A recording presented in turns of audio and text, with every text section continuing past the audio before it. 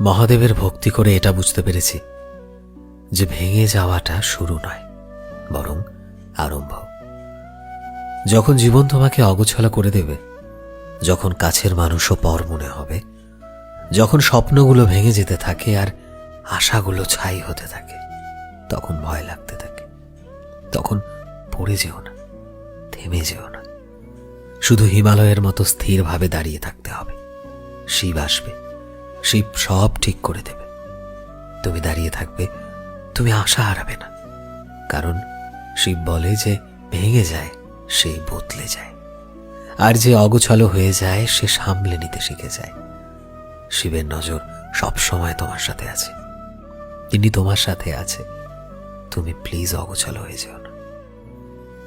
শিব সদা সহায়তে, অর্থাৎ শিব সব সময় আছেন। ওম নমঃ শিবায়।